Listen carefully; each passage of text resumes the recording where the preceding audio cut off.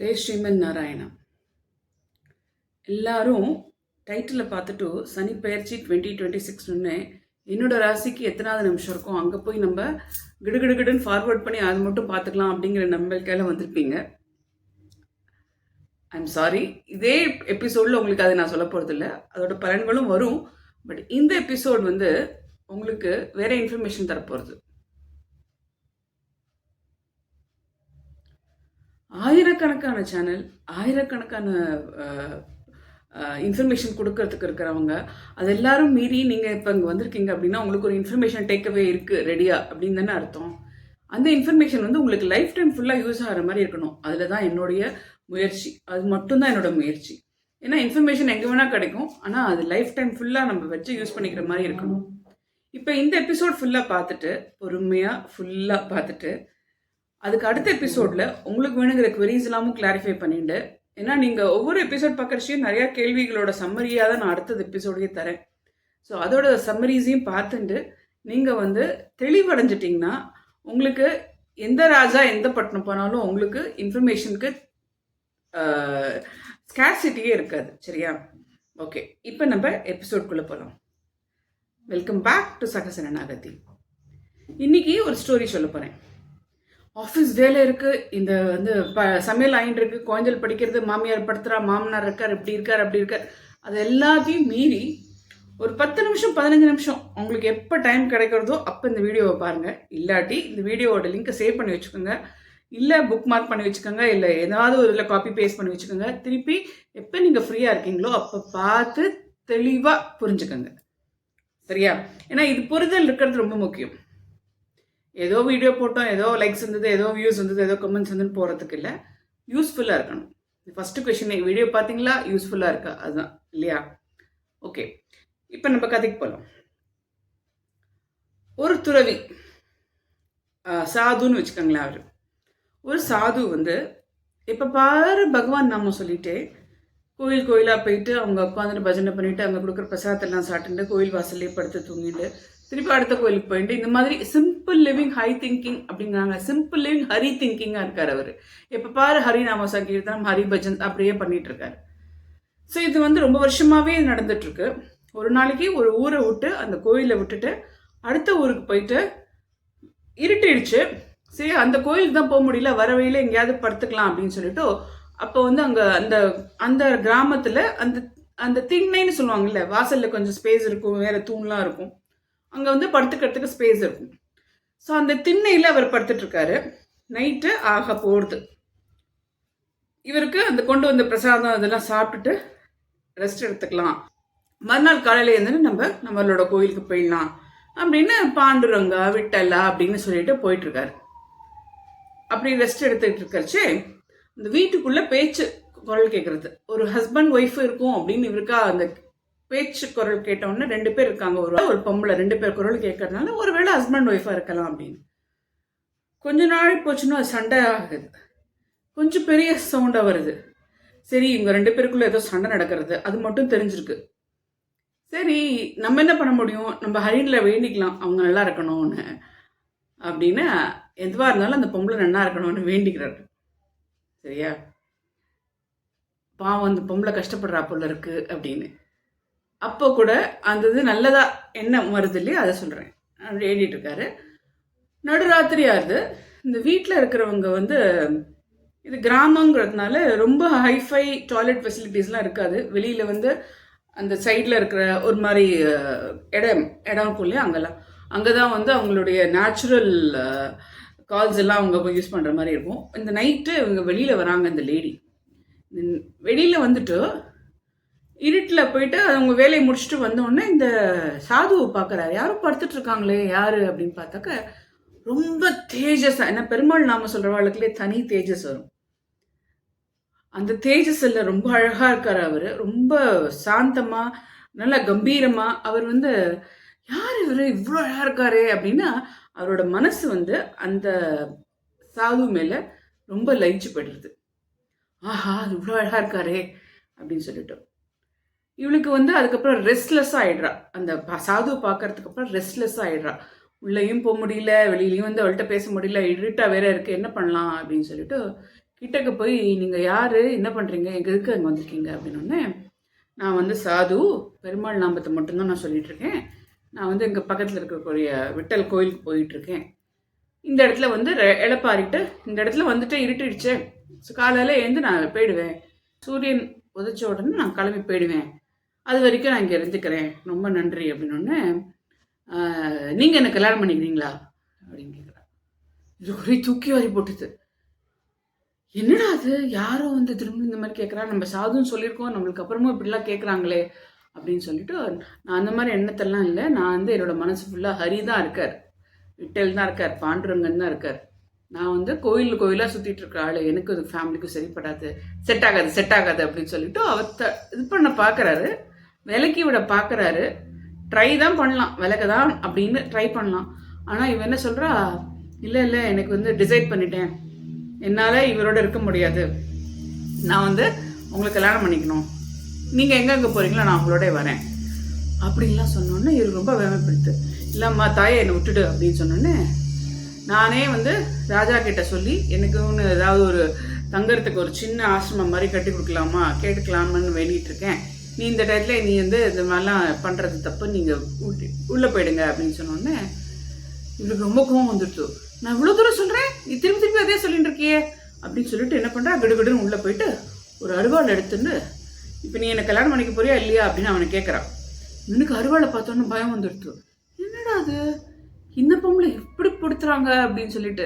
இல்லைம்மா, என் மனசில் ஃபுல்லாக ஹரி மட்டும்தான் இருக்காரு, நான் வேறு எதை பற்றி நினைக்கவே மாட்டேன் அப்படின்னு. இவன் தனக்கு தான் வெட்டப்படணும்னு நினச்சின்னா என்ன வெட்டினாலும் பரவாயில்ல, நான் வந்து ஹரியோட இது நாமத்தில் ஹரியோட இன்டென்ஷன்லேயே நான் போகிறேன், எனக்கு பரவாயில்ல, எனக்கு வேண்டாம் அப்படின்னு சொல்கிறான். தெளிவாக இருக்கான். அவன்கிட்ட போயிட்டு இரு நான் உன்னை என்ன பண்ணுறேன் பாரு அப்படின்ட்டு கிடுன்னு உள்ளே போயிட்டான். இவருக்கு என்னடா அது குழப்பம் வந்துடுச்சு, என்னடா அது அருவாள் எடுத்துன்னு வந்தா, என்னதான் வெட்டிட்டு சரி ஓகே கதை முடிஞ்சிச்சுன்னு சொல்ல போறா, சோழி முடிஞ்சிச்சுன்னு சொல்ல போறான்னு பார்த்தா, உள்ளே போறாளேன்னு பார்த்தா 2வது செகண்டு அங்கேருந்து அலறல் சத்தம், ஓ அப்படின்னு துடிச்சுன்னு ஒருத்தர் இருக்காரு. அப்புறம் கிடுக்கிட்டு உள்ளே வந்து பார்த்தாக்க அந்த புருஷனை அதை வெட்டிட்டு அந்த அருவாளோட கிடுகிடுன்னு வெளியில் போகிறான். என்ன நடக்குதுங்க அப்படின்னு தெரியறதுக்குள்ள அங்கேருந்து அரசரோட ஆளுகள்லாம் வெளியிலேருந்து ஓடி வந்து இங்கே தான் இருக்காரு அப்படின்னு சொன்னோடனே ஓடி வந்து இவர் எல்லாமே ஒரு ஷாக்லேயே நடந்துடுத்தோம். ஒரு பையன் ஒரு ஆம்பளை வந்து துடிச்சுன்னு கிடக்கிறான், அடுத்து என்ன பண்ண போறோம்னு ஸ்தம்பிச்சு நிற்கிறதுக்குள்ள அந்த அருவாள் எடுத்துன்னு வந்து அந்த ராஜாவோட சிப்பந்திகள்லாம் கூட்டுன்னு வந்து இவர் தான் என் புருஷனை கொலை பண்ணிட்டாரு அப்படின்னு ஒரே போட்டான். இந்த சிப்பந்திகளுக்கெல்லாம் ஆளும் கிடச்சிட்டான். அதுக்கப்புறம் என்ன பண்ண முடியும், போயிட்டு அரெஸ்ட் பண்ணி ராஜா கிட்ட கொண்டு போய் கொடுத்தாக்கா அவர் சொன்னார், நான் பண்ணலை, நான் வந்து சாது கோயிலாக வந்துட்டுருக்கேன், நான் இங்கே வந்து நான் வாசலில் வந்து படுத்துட்டு இருந்தேன், உண்மைதான், அவங்களா வந்து எனக்கு கல்யாணம் பண்ணிக்கோன்னு கேட்டாங்க, நடந்தது எல்லாத்தையும் ஒருத்தராக சொல்கிறாரு. யாரும் இவர் பேச்சு நம்பலை, ஏன்னா ஐடென்டிட்டி இல்லை இல்லையா, யார் என்னன்னு தெரியாது, வந்திருக்கிறதுன்னு தெரியாது. ஒருத்தரும் இவர் சொல்கிறத நம்பலை. அந்த அந்த அந்த ஊர்லேயே இருக்கிற அந்த பொம்பளை சொல்கிறது நிஜமா போயிடுது எல்லாருக்கும். அதனால ராஜாவுக்கு ரொம்ப கோவம் வந்து ரொம்ப பொறுமையாக தான் கேட்குறாரு. இவர் வந்து நான் இல்லவே இல்லை அப்படின்னு சொன்னால் கூட இந்த லேடிக்கு வந்து அந்த ஊரில் இருக்கிறதுனால, அந்த ஊரில் இருக்கிறவங்கெல்லாம் அவங்களை நம்பினதுனால, அந்த லேடி சொன்னது உண்மைன்னு நம்பி ராஜா வந்து இவரோட 2 கையையும் கட் பண்ணுறதுக்கு ஒரு கண்டிஷன் போட்டார். அதனால் இம்மீடியட்டாக என்ன பண்ணாங்க, சிப்பந்திகள்லாம் பிடிச்சிட்டு அவரோட 2 கையும் கட் பண்ணிட்டாங்க. வலி துடிச்சு பாண்டுறங்க விட்டலா அவருக்கு தெரிஞ்ச நாமங்கள்லாம் சொல்லிட்டு அழுகையாக வருது, அழுதுண்டே படுத்துட்டு இருக்காரு. அப்புறம் கொஞ்சம் நாளாகி அவருக்கு நினைவு திரும்பி, நான் ஸ்மரணையே இருக்காது இல்லையா வலியில், நினைவு திரும்பினோடனே இப்போ நீ எங்கே போனோமோ போங்க, இது வரைக்கும் நாங்கள் உங்கள் பார்த்துக்க வேண்டியது என்னோட கடமை, ராஜாவாக நாங்கள் பனிஷ்மெண்ட் பண்ணியிருக்கோம், உன்னோட உயிருக்கு எந்த ஆபத்தும் இல்லை, நீ போகிறதுனா போ அப்படின்னு அங்கேருந்து ரிலீஸ் பண்ணிட்டாங்க. அந்த ரிலீஸ் பண்ணோடனே அவரோட நினைவில் திருப்பி அந்த ஹரி தான் வந்தார். ஹரிக்கிட்ட போய், பாண்டுரங்கா நான் உன்னை பார்க்கணுன்னு தானே வந்தேன், என்னை ஏன் இப்படி படுத்தினேன், நான் என்ன தப்பு பண்ணேன், நான் பாட்டுக்கு தானே படுத்துட்டு இருந்தேன், நான் பாட்டுக்கு தானே கோயிலுக்கு போயிட்டுருந்தேன், எல்லாரும் நிம்மதியாக தூங்குறாங்க, எனக்கு மட்டும் ஏன் இந்த பெயின், எனக்கு மட்டும் ஏன் இந்த கை கட்டாச்சு, நான் ஏன் இப்படி கஷ்டப்படுறேன், நான் அத்தனை கொஷின்ஸும் நம்மளுக்கு வந்தது. எப்போதுமே நம்ம சந்தோஷமா இருக்கிறச்சே பெருமாளை போய் பார்க்கறச்சே நம்மளுடைய பூரிப்புல பெருமாள் வந்து பார்த்து நம்மளை பார்த்து சிரிக்கிற மாதிரி இருக்கும். நம்ம ரொம்ப துக்கமா இருக்கோம்னு வச்சுக்கோங்க, வேற யார்கிட்டயும் சொல்லிக்க முடியாத துக்கமா இருக்கும், மற்றவாழ்கிட்ட சொன்னா புரிஞ்சுக்க முடியாத துக்கமா இருக்கும். அப்ப வந்து சிரிப்பாங்களோ, அவங்க எப்படி ரியாக்ட் பண்ணுவாங்களோன்னு சில விஷயத்த சில பேர்ட்ட சொல்லவே முடியாது. அவங்க மிஸ்யூஸ் பண்ணாம இருக்கணும் நம்ம துக்கத்தை கேட்டுட்டு. இந்த மாதிரிலாம் இருக்கிறச்சே பெருமாள்ங்கிறச்சே anything you can share, any time you can share, trustworthy person அப்படிங்கிறச்சே ஒரே ஒரு ஐடென்டிட்டி இருக்கார் நம்மளுக்கு இல்லையா? அதை யார் யார் எப்படி எப்படி பார்க்கும், குருவாயூரப்பனை பார்க்குறோம், உடுப்பி கிருஷ்ணரை பார்க்குறோம், இல்லை அனந்த பத்மநாபரை பார்க்குறோம், இல்லை உப்ளிப்பனை பார்க்குறோம், நம்மளுடைய மெச்சூரிட்டிக்கு தகுந்த மாதிரி நம்ம பார்க்குறோம் இல்லையா? அப்போ போய் விட்டலா நான் உன்னை தானே நினச்சிட்டு இருந்தேன், எனக்கே எப்படி நான் உன்னை பார்க்க முடியுமா, நீ என்னை பார்ப்பியா, நீ என்னை கவனிச்சுப்பியா, நீ என்னை பார்க்குறியா, என்னோட நினப்பு இருக்கா, புலம்பி தள்ளிடாரு.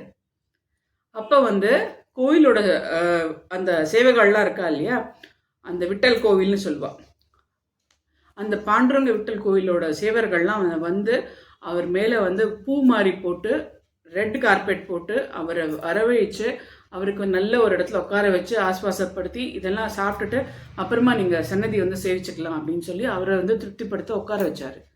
இவருக்கு ஒன்றுமே புரியல.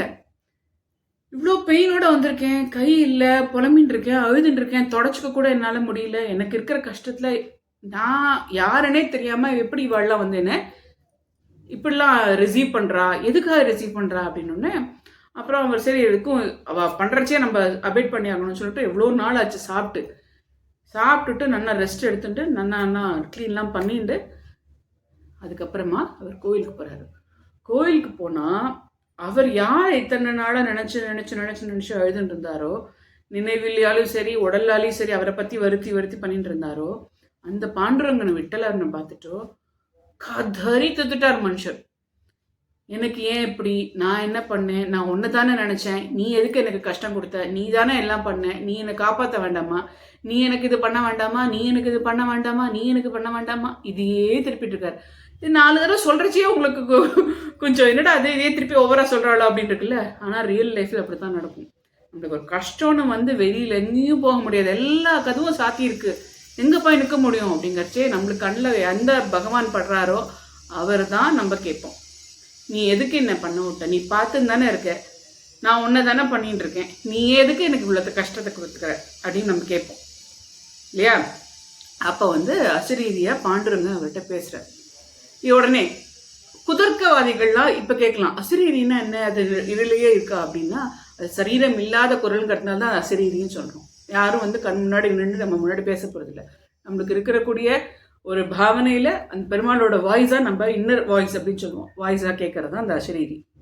அதில் வந்து பெருமாள் சொல்கிறாரா, நீ என்னடா எதுக்கடா நீ கவலைப்படுற அப்படின்னு கேட்டாராம். பாத்தியோனோ எனக்கு கை 2 கட் ஆகிடுது, நீ தானே கட் பண்ண வச்ச அப்படின்னு ஒன்று பெருசாக சிரிச்சாரும். அந்த கிருஷ்ணரோட புன்னகை நிறைய பேசியிருக்கோம் முன்னாடி, அந்த மந்தகாச புன்னகைன்னா ரஜமாவே சிரிக்கிறாரா, இல்லை ஏழமா சிரிக்கிறாரா, இல்லை வந்து நம்ம மேலே இறக்கப்பட்டு சிரிக்கிறாரா, நவரசத்துல ஒரு ரசம் தான் வந்து புன்னகைன்னு சொல்றோம், சிரிப்புன்னு சொல்றோம். ஆனா அவரோட சிரிப்புக்கு எவ்வளவு மீனிங் இருக்கு, யாராலும் டக்குன்னு புரிஞ்சுக்க முடியுமா? எதுக்கு சிரிக்கிற, என்ன இவ்வளவு பண்ணிட்டு நீ சிரிக்கிற இல்லை அப்படின்னு அதுக்கும் கோச்சுக்கிறார். அதாவது பெருமாளை மட்டும்தான் நம்ம உரிமையோட கோச்சிக்க முடியும். இதாவது நம்மளுக்கு ஹெல்ப் பண்ண வாழ போய் நம்ம கோச்சினோம்னா, போடா உனக்கு ஹெல்ப் பண்ண வந்து நீ என்னை புரிஞ்சுக்காம கேத்துறேன்ட்டு போயிடுவோம் இல்லையா? ஆனால் பெருமாள் அப்படி கிடையாது. யார் நம்ம ரியல் டிவோட்டியோ அவளோட இருந்து அவளை அடுத்த லெவல் ஆஃப் சரணாகதி மார்க்கத்தில் அடிச்சுட்டு போகிற வரைக்கும் அவரோட பொறுப்பாச்சே. அத்தனை வாத்சல்யம், அத்தனை பரோபகாரம் இல்லாமல் ஒரு இது எதிர்பார்க்காம மனசை மட்டும் கொடுத்துட்டு அத்தனை பேருக்கும் அவர் வெயிட் பண்ணிட்டு இருக்கார். Is waiting to take as.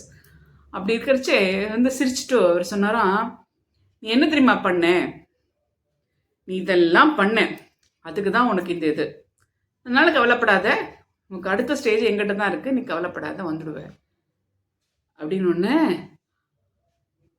ஓ நான் இவ்வளோலாம் பண்ணியிருக்கேனா அப்படின்னு அந்த ஆள் கேட்டாரும்.